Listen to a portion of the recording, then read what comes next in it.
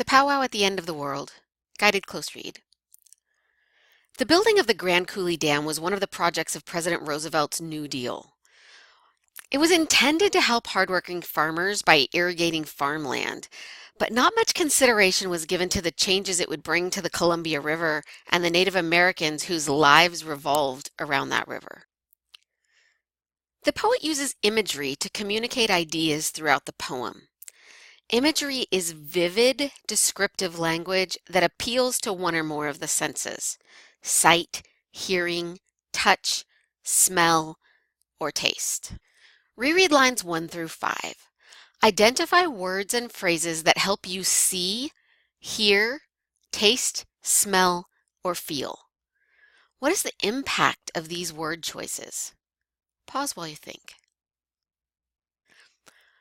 Puts her shoulder to the Grand Coulee Dam, topples it, floodwaters burst.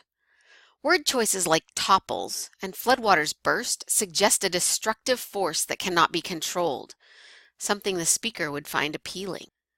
Writers don't always tell readers everything they want the readers to know.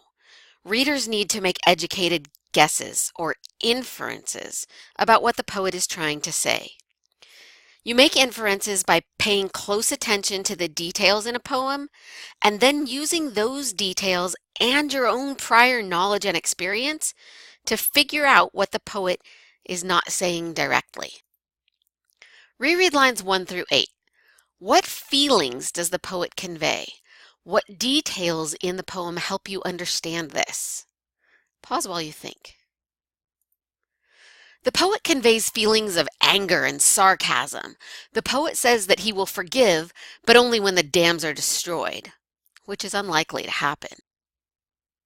Understanding the meanings of words and phrases as you're reading is really important because it helps you form the larger meaning of what's being communicated. The Hanford reactors were built as the core of America's atomic defense during World War II and the Cold War. Reread lines 11 through 13. What evidence in the texts helps you infer the speaker's feelings about the Hanford reactors? Pause while you think. The speaker says the reactors are abandoned. This shows that he is unable to forgive the damage done to the land and to the spirit of Native Americans by these advances that are now useless. The poem describes the journey of a salmon swimming upstream back from the Pacific to a secret bay. Reread lines 10 through 16. What do the salmon represent to the speaker? Pause while you think.